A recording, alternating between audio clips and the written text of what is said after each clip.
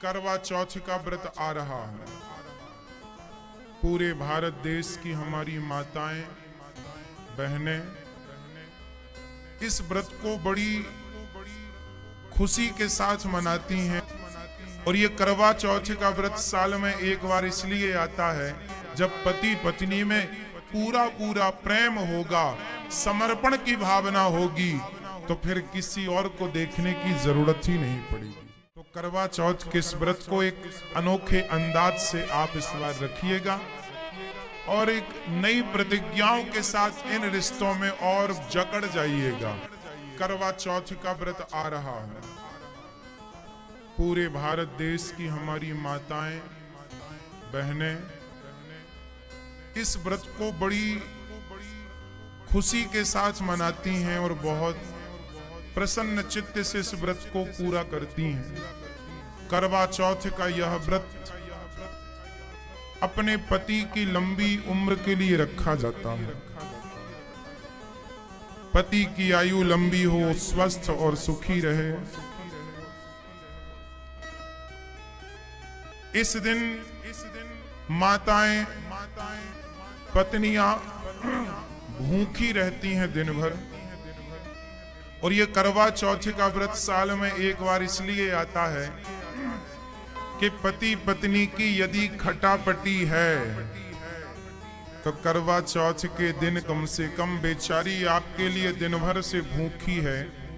अपने गुस्से को भुलाकर, अपनी पुरानी बातों को भुलाकर जाओ और वो आपकी लंबी आयु के लिए व्रत उपवास करती है, भगवान की पूजा करती है, चंद्रमा को अर्घ देकर प्रसन्न करती है। तो आपका भी धर्म है कि आज अपने हाथों से उसे कुछ खिलाकर उसका व्रत पूरा किया जाए। तो पुरानी बातों को भूलकर और पति पत्नी के जीवन में एक नए प्रेम के साथ नई जिंदगी की शुरुआत हो, ये करवा चौथ व्रत का उद्देश्य है।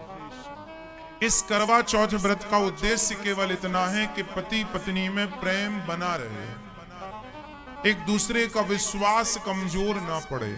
क्योंकि रिश्तों को चलाने के लिए ना सब्जी दाल स्वादिष्ट तब होती है जब बराबर मात्रा पर नमक भी हो, हल्दी भी हो, धनिया भी हो, मसाले भी हो, तब स्वाद आता है। उसी प्रकार जीवन में सबका स्वाद चाहिए, थोड़ा प्रेम भी चाहिए,